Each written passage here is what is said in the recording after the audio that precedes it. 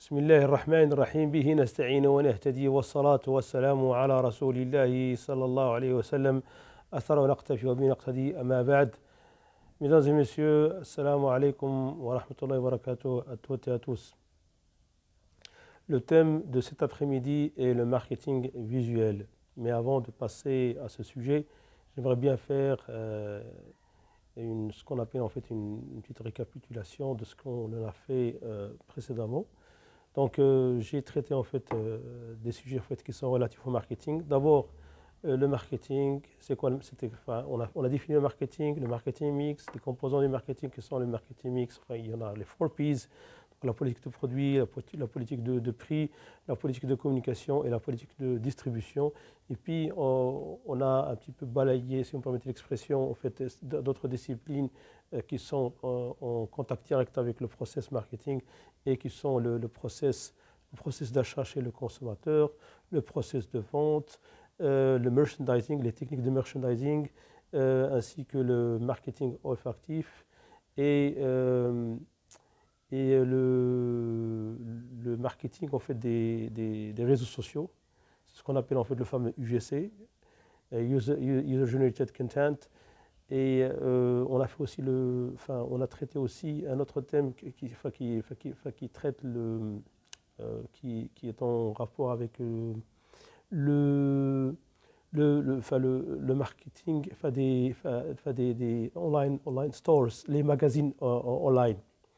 Et c'est ce qu'on appelle en fait le tunnel de conversion. C'est-à-dire en fait quand l'internaute débarque au niveau de votre page web et puis il va passer par un itinéraire. Cet itinéraire, c'est ce qu'on appelle le tunnel de conversion. C'est-à-dire pour que le visiteur devienne un client fidèle. Comment le fidéliser.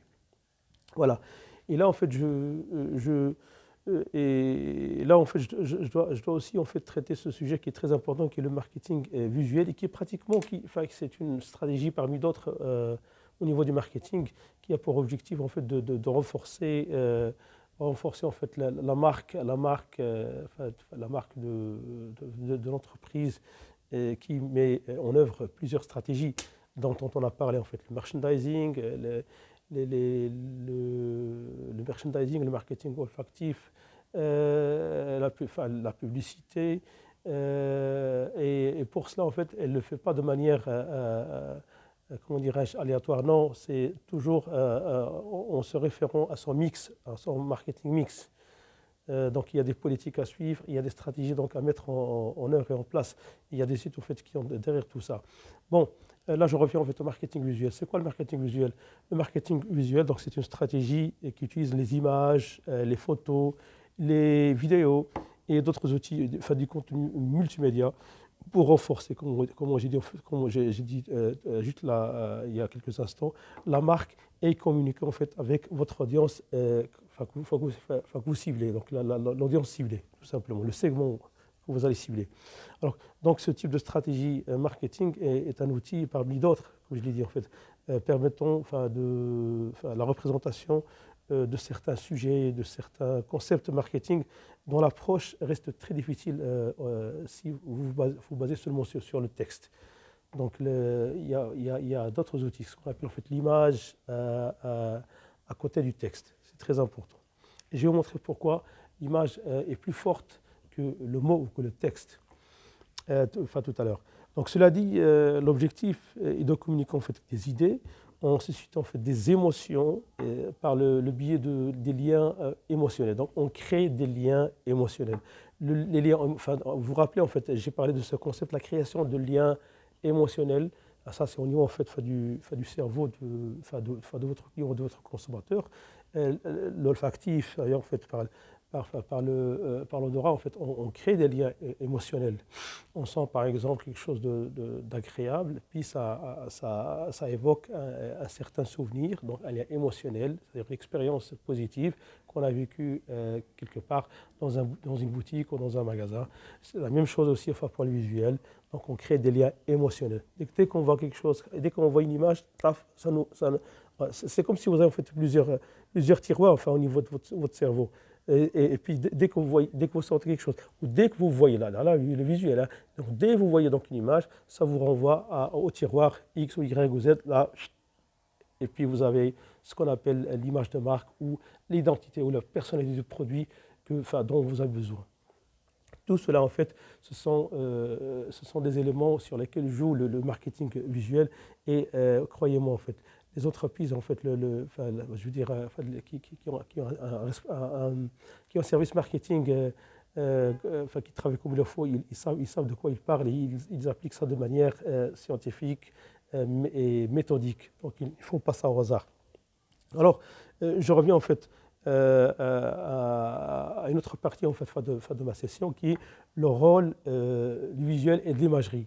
Alors, pourquoi en fait on a recours au visuel et à l'imagerie au niveau de ce type de marketing? Pourquoi? Parce qu'en fait, première raison, c'est parce qu'il crée une profonde connexion entre la marque et l'audience. Première des choses. Deuxième des choses, donc il attire l'attention. Le visuel, que vous le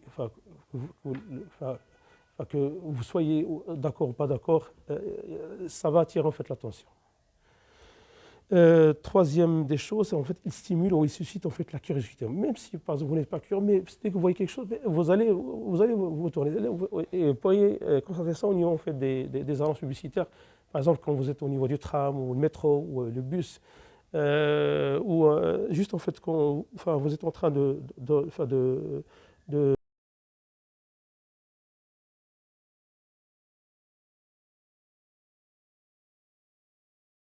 même si vous n'êtes pas intéressé, mais au moins vous voulez en fait savoir pourquoi vous êtes ciblé ou pourquoi vous recevez tel ou tel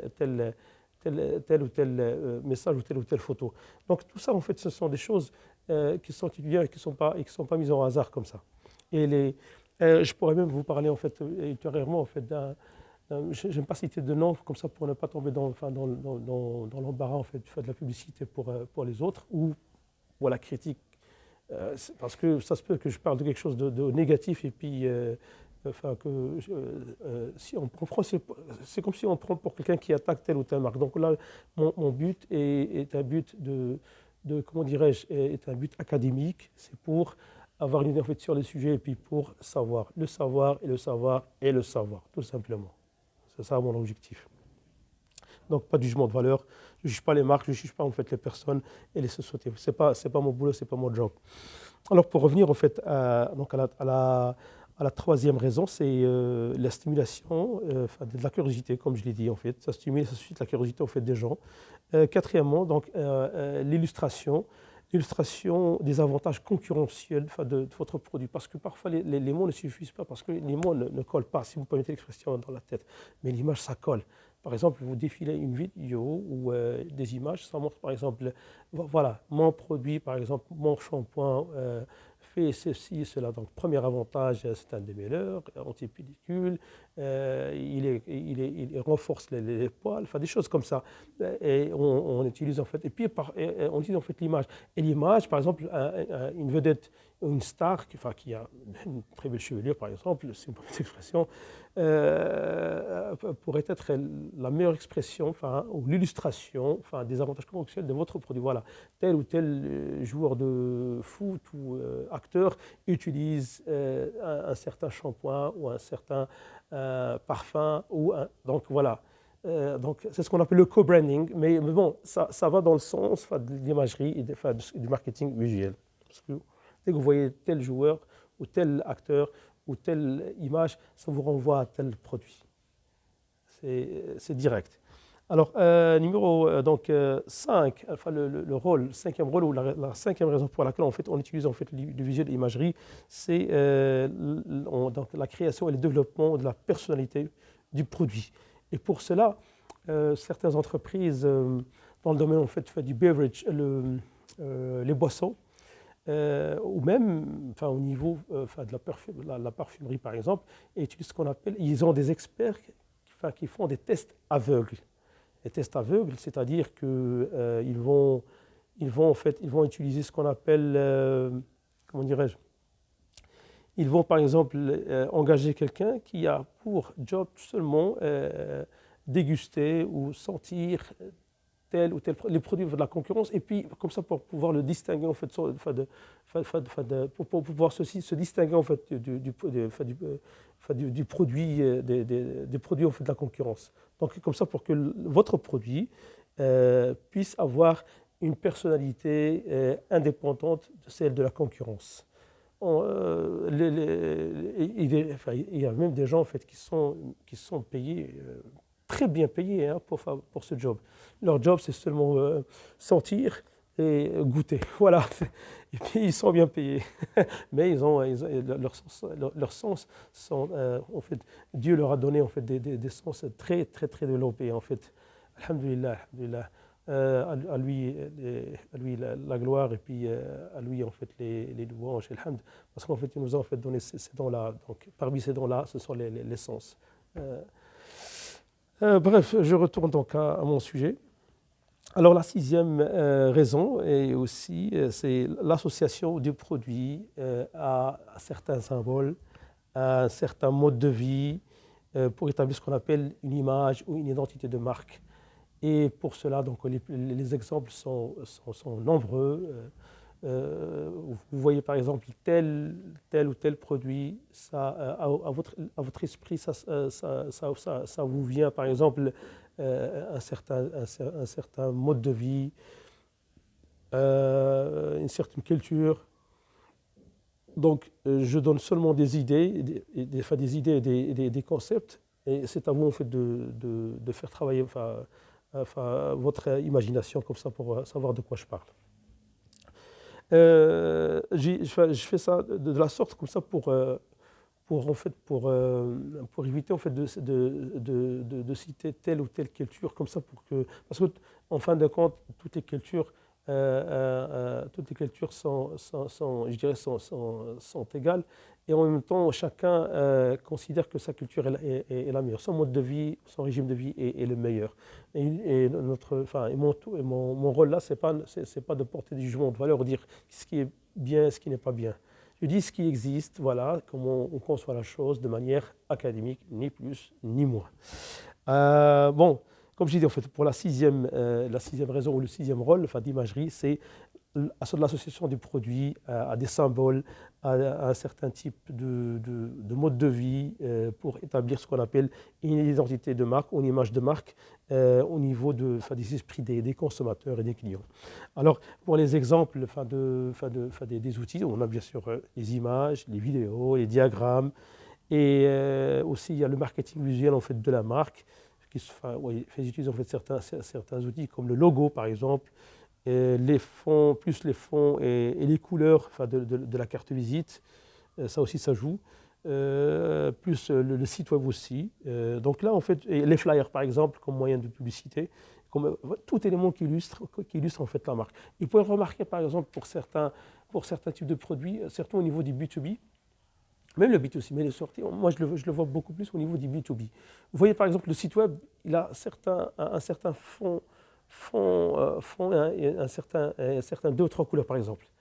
Les mêmes fonds et les mêmes couleurs sont au niveau du logo et aussi au niveau de leurs produits, au niveau du package. Donc dès que vous voyez par exemple de loin le produit, vous dites ça c'est telle ou telle marque. Et c'est ce qu'on appelle ça la personnalité ou la personnalité en fait du produit. Donc ça va avec. Donc il y a une compatibilité entre la marque, le produit et les moyens de communication visuelle. Bien sûr, et le reste, bien sûr, va joindre, comment on dit, en fait, le groupe ensemble. Donc, c'est un travail d'équipe, si vous permettez l'expression. Alors, il y a une autre question qui va se poser.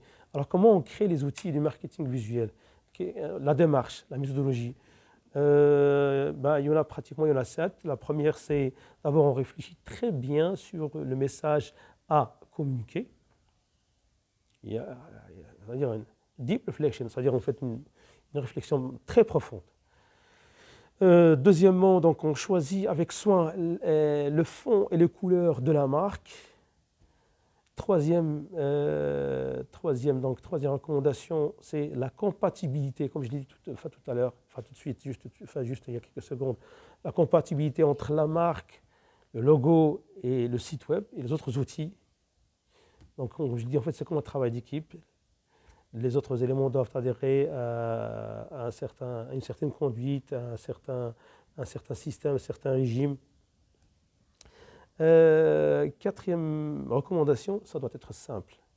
Simple de façon à ce que le support visuel que vous utilisez ou l'outil devrait être reconnaissable, si on peut utiliser cette expression. Donc, on devrait le reconnaître facile. Dès qu'on voit telle ou telle couleur, comme je dis juste il y a quelques secondes, on dit c'est telle ou telle marque, ou tel produit.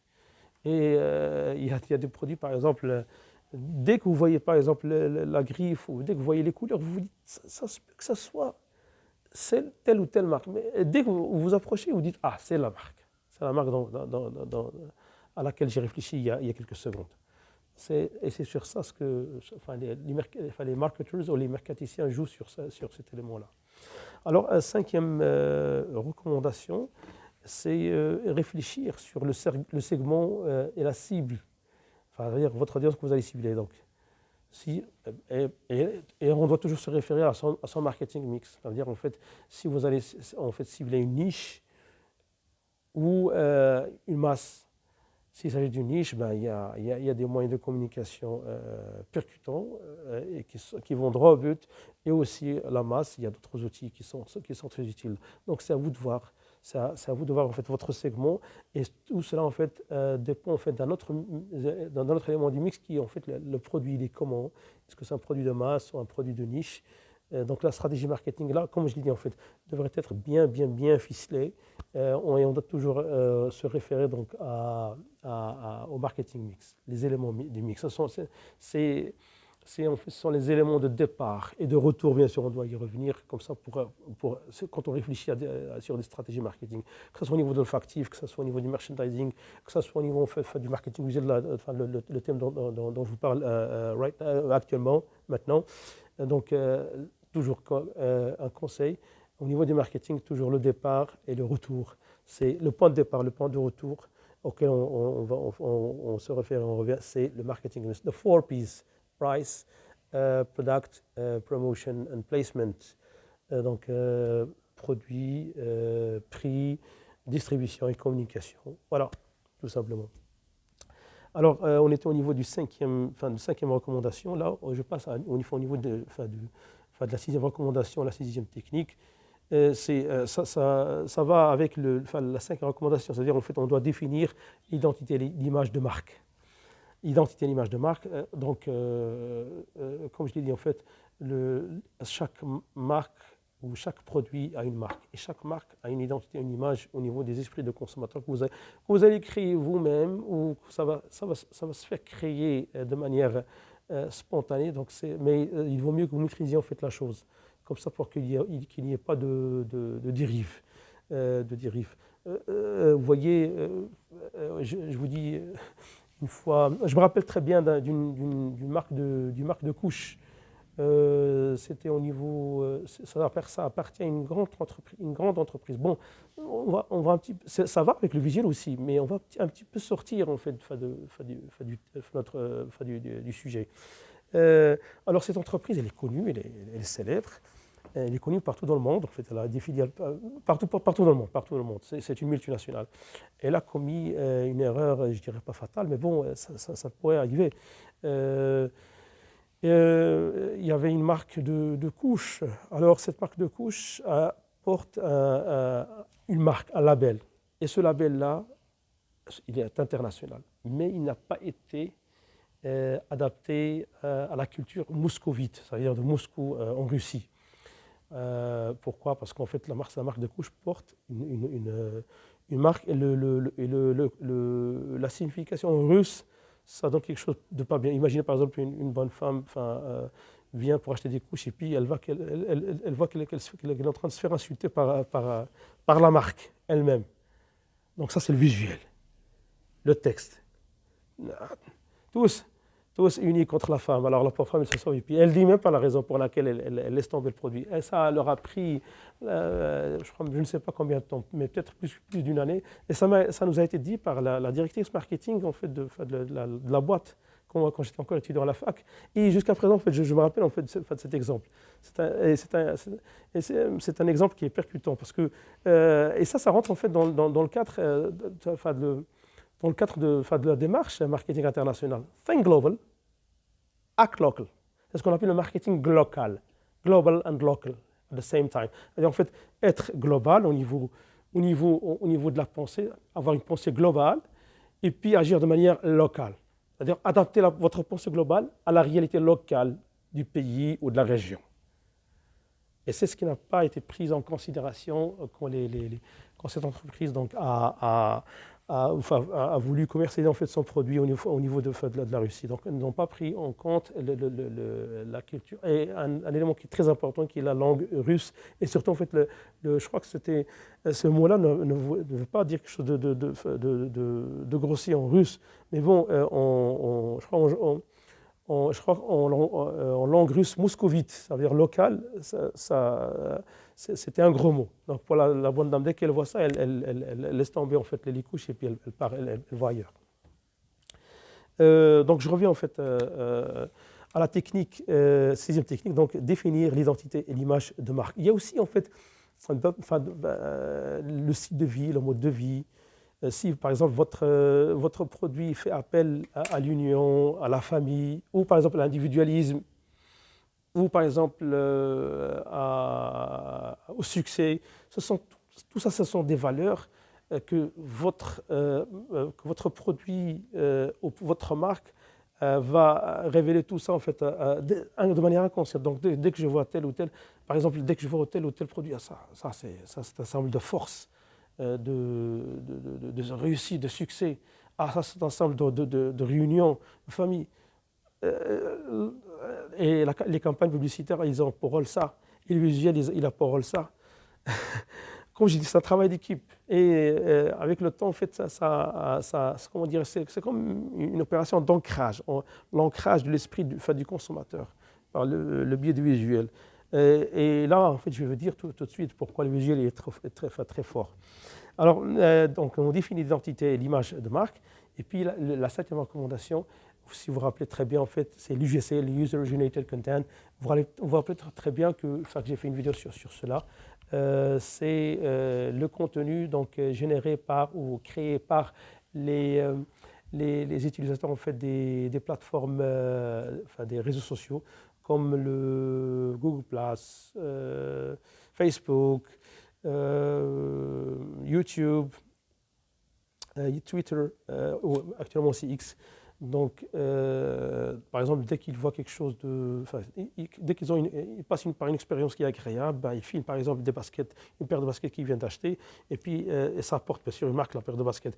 Et puis là, ils la mettent sur les réseaux sociaux. Et il y a une réaction. Donc, et les gens qui vont recommander ça, ce sont des prescripteurs d'achat réels, et ce sont des conseillers commerciaux gratuits. Donc, vous n'avez rien à payer pour cela. Alors, on utilise aussi ce contenu visuel au niveau de votre démarche marketing visuelle. Vous l'intégrez au niveau de votre site web. Vous créez carrément un compte au niveau, par exemple, de ces réseaux sociaux et puis vous traitez avec. Il y a des gens il y a des experts en la matière qui ont pour job que ça. Ce sont des spécialistes en marketing, en même temps axés sur le marketing des réseaux sociaux. Et surtout le UGC, User Generated Content. Donc, et comme je l'ai dit, en fait, j'ai une vidéo pour cela. Si vous voulez en fait la consulter, ça vous sera très, très utile. C'est pour ça qu'il y a un enchaînement. Alors là, à ce stade-là, en fait, j'ai terminé en fait les raisons pour lesquelles en fait on opte pour comment est-ce qu'on crée des outils du marketing visuel, les démarches et les raisons et pour lesquelles en fait on opte pour le visuel. Et puis ça veut dire en fait les étapes par lesquelles on passe. Donc on dit en fait on réfléchit sur le message à communiquer. Deuxièmement, donc on choisit avec soin le fond et les couleurs en fait de la marque. Troisièmement, donc la compatibilité entre marque, logo et site web et tous les éléments qui rentrent dans le cadre du marketing visuel, même y compris les flyers par exemple qu'on distribue par exemple pour la publicité. 4, il faudrait que ça soit simple au niveau de la création. Donc simple, il faudrait que ça soit simple. Cinquièmement, donc la réflexion sur le segment ou la niche qu'on va cibler. Sixièmement, donc on définit l'identité et l'image de marque. Septièmement, donc le user-generated content, le UGC. Alors, je vais vous dire pourquoi en fait le visuel est puissant. Le marketing visuel est très puissant et le visuel surtout. Une étude qui a été faite par les experts en chirurgie cerveau, ils confirment pourquoi que le cerveau humain traite les images 60 000 fois plus rapide que le texte. C'est-à-dire que si vous avez par exemple deux supports, visuel et texte, alors le cerveau il capte et traite de manière plus rapide le visuel 60 000 fois, c'est-à-dire 60 K, 60 000 fois de manière rapide que le texte. Et encore une fois, donc, on a un laps de temps qui est vraiment 13 millièmes de seconde. L'image, il la capte, le cerveau humain. Masha'Allah, tabarakallah. Et aussi, en fait, une autre information, c'est que 90% de l'info transmise au cerveau, information, 90% en fait, de l'information transmise au cerveau, donc elle est visuelle. Ma session donc, arrive à sa fin. Je vous remercie pour votre attention et je ne sais pas si je vais traiter en fait, d'autres sujets qui sont relatifs au marketing. Peut-être que je vais traiter, je ne sais pas, je ne vous promets rien, mais je suis en train d'y réfléchir. Peut-être que je vais traiter en fait, soit le management interculturel, je ne sais pas par lequel commencer, soit le management interculturel, soit le marketing politique. Comme ça pour qu'il y ait un enchaînement. Mais je vais voir, parce qu'on oui, il y a des alliés au niveau du temps, donc je peux rien trancher.